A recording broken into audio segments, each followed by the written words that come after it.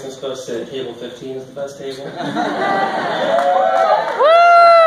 But we don't have an open seat. So. Good evening. I would first like to thank Carolyn Cook and everyone involved in the Livestrong program for thinking enough of me to invite me to tell my story again this year. If you were here last year, you probably remember that I opened my speech by saying I hate speaking to large crowds. I'm incredibly nervous. And so you can imagine I was thrilled when Carolyn asked me to do it again. But seriously, the Livestrong program has been such a blessing to me and my family that I was honored to have the opportunity to come up here again today. As you know, my name is Byron Boyd. I participated in the Livestrong program at the YMCA in Shrewsbury in 2015. Following that program, I continued to be involved as an alumni, and due to recent changes to my situation, I have enrolled in the current class going on right now. I'm 34 years old, was diagnosed with chronic lymphocytic leukemia, or CLL, on December 23rd of 2014. Now, the average age for someone with CLL is in their 70s, and the norm for CLL is for it to be a slow-growing cancer. I've always been someone who enjoyed going against the stream, so it was only natural that I would challenge it in my 30s, and mine would be a fast-growing cancer. Throughout my journey, I've completed 6 months of chemotherapy. I've overcome multiple infections and hospitalizations. One of them where for 8 weeks, I was unable to eat, bedbound, and in excruciating pain. And I've completed a bone marrow transplant from my brother Brandon, who flew in from Texas. And now, currently, I'm on an oral chemotherapy pill that keeps the cancer under control. Throughout each of these treatments and setbacks, my physical body has certainly taken a toll. And I've always relied upon the Livestrong program to get myself back into shape every time. Because only a fool would believe that physical fitness and endurance has nothing to do with fighting cancer. So tonight you're going to hear a story about my family's battle with cancer and how Livestrong has empowered us to not allow the cancer to dictate the way that we live. However, instead of hearing it from me, I'd like to introduce the real hero of my story.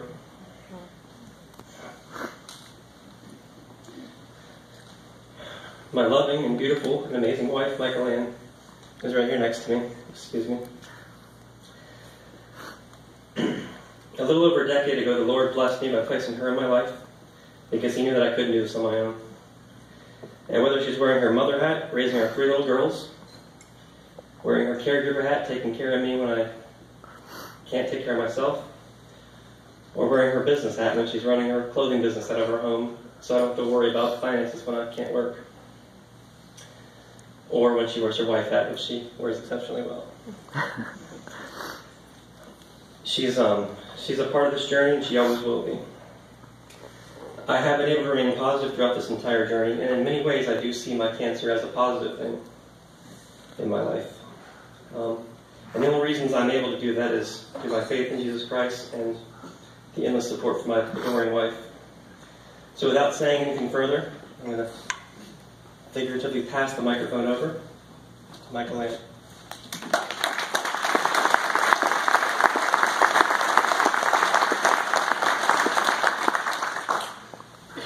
There are a lot of people here. First of all, thank you so much to Carolyn and the Livestrong program. Thank you to Kelly for coming. Thank you for asking me to speak. I was surprised and nervous, a little in denial, but mostly honored to have this opportunity. We've had a tough week. Byron was hospitalized on Sunday with a neutropenic fever. It turned out to be pneumonia, which has kind of been chronic in his history. And honestly, I was wondering if we would be able to attend today, but they set him free on Wednesday, and I'm thankful to be able to be here. Because of this little bump, I'm not as prepared as I would have liked to have been, and as I'm sure you can hear, my voice is trying to fail me. But I'm just so thankful to be here tonight with all of you and with Byron. Thank you for letting me share a little part of our story.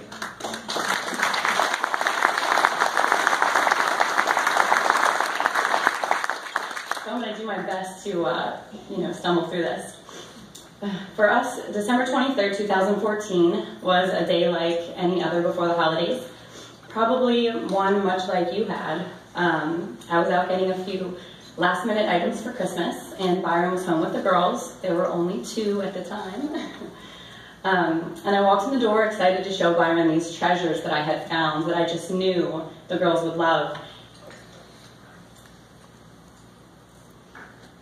Sorry. And his face stopped me in my tracks. I have cancer. That's all I heard. And he just sort of folded into me. And I wrapped him in my arms and I told him the only thing I could think of. And I said, it's okay, it's going to be okay. Because I knew that it would. And I knew no matter what happened, it would be okay. Byron and I have always fully believed in God's plan for our family, and that includes cancer. I really can't even explain what it was like in the next few hours and days, but I will say that together we let ourselves feel the full weight of the diagnosis. And more importantly, we let ourselves appreciate every single moment that we spent together that Christmas.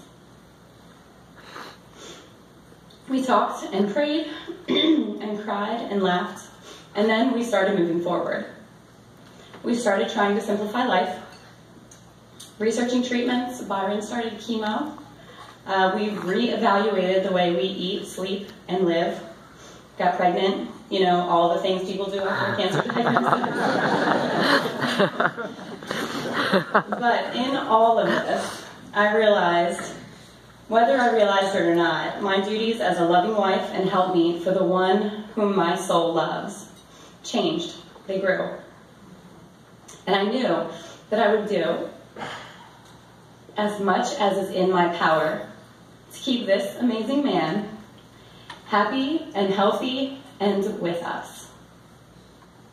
Being a cancer wife, as I lovingly refer to the role, can be difficult. It can be tough to lose focus of the husband and get wrapped up in, taking care of the patient. We're in this unique situation where there are so many things happening to the person we have planned the rest of our life with, and there are so many things that are out of our control. There are times when I have not been able to make it better. I can't make the pain go away, take away the fever, give him some energy so that he may enjoy a few moments of playtime with the girls without being utterly exhausted. So of course I threw myself into everything I had control over. Finding resources, making Byron's Brawlers t-shirts, making healthy meals, protecting him in any way that I could. Amidst my research, I came across information for the YMCA Livestrong program. The summer of 2014, right after Byron had finished his 6 months of chemo, he got sick. Really, really sick. He had become neutropenic from his chemo treatment, and an infection of opportunity just took over. He had fevers over 104, sores covering the inside of his mouth and down his esophagus. He barely got out of bed. He had 3 hospital admissions during that short time, and he could not eat for 2.5 months. He lost close to 30 pounds, had no energy to play with the girls, much less pick them up. I was very pregnant. And we weren't sure if he'd even be able to have enough energy to be there when our youngest was born. But God intervened, and he started healing, and thankfully he was. It was during this recovery time when I first spoke with Carolyn. And although the conversation was over an hour, I'm pretty sure only about 20 minutes of that was talking, and the rest was just me crying to her. Thankfully, she had an open ear. Byron did not want to do the Livestrong program. He didn't think he could. He told me very plainly he was not ready for any type of exercise. But I kind of pushed it.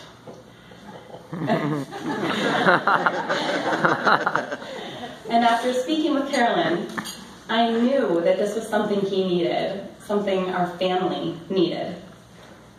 He reluctantly agreed and began his first 12-week journey with his awesome team. The change in him in those 12 weeks was undeniable. He could hold his daughters. He could go up the stairs without stopping halfway to take a break.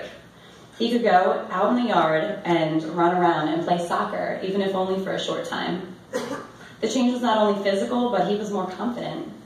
He no longer saw himself as a sickly patient, and I saw, the old Byron again. He was able to be himself again. Byron's cancer has recurred twice since then. He's been hospitalized for pneumonia more times than I have been able to even keep track of, and he's had a bone marrow transplant. He continues to participate in the Livestrong program whenever he can, because he knows its worth.